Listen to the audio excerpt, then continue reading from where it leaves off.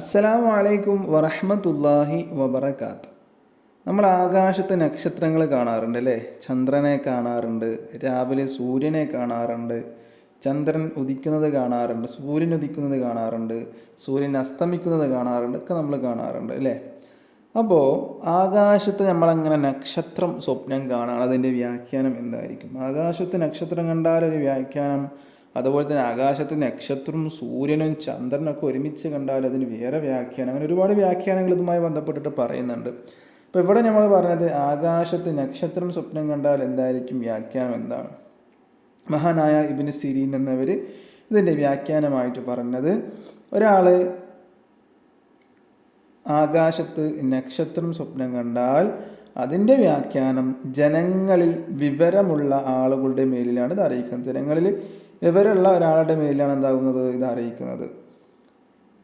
ഒരു കിതാബിൽ പറയുന്നു, ഒരാൾ സൂര്യനെ ആകാശത്ത് കണ്ടു, ചന്ദ്രനെയും കണ്ടു, നക്ഷത്രത്തെയും കണ്ടു. ഇവ മൂന്നും ഒറ്റ സ്ഥലത്ത് ഒരുമിച്ച് കൂടിയതായിട്ട് സ്വപ്നം കണ്ടാൽ അതിൻ്റെ വ്യാഖ്യാനം ഭരണാധികാരികളായ ആളുകളിൽ നിന്നും സ്വീകാര്യമായ നല്ല പ്രവർത്തനങ്ങൾ കിട്ടും എന്നാണ്. അപ്പോൾ ഭരണാധികാരികൾ എന്ന് പറയുമ്പോൾ നമ്മളെപ്പോഴുള്ള മന്ത്രിമാർ, പഞ്ചായത്ത് മെമ്പർമാർ, പഞ്ചായത്ത് മെമ്പർ, MLA മാർ, അങ്ങനെയൊക്കെയുള്ളതായി നമുക്ക് കണക്ക് കൂട്ടാം. കാരണം ഇപ്പോഴുള്ള ഇസ്ലാമിക ഭരണാധികാരികളൊന്നും ഇപ്പോഴില്ല.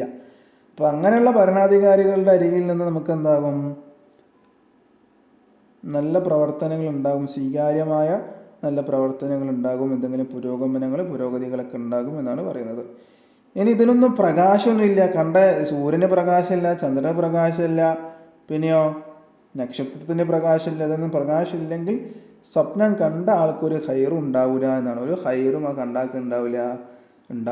ഇനി ഇങ്ങനെ ഒരാൾ സ്വപ്നം കണ്ടു എന്ന് വിചാരിച്ചു, നക്ഷത്രങ്ങളിൽ പ്രകാശമില്ല, സൂര്യനിൽ പ്രകാശമില്ല, ഒന്നിനും പ്രകാശമില്ലാതെ ഒരാൾ സ്വപ്നം കണ്ടാൽ എനിക്കൊരു ഹൈറും ഇല്ല എന്ന് നമ്മൾ കരുതണ്ട. കാരണം എല്ലാ സമയത്ത് കാണുന്ന സ്വപ്നവും എന്താവില്ല, ഫലിക്കൂല, അതിനൊരർത്ഥവും ഇല്ല.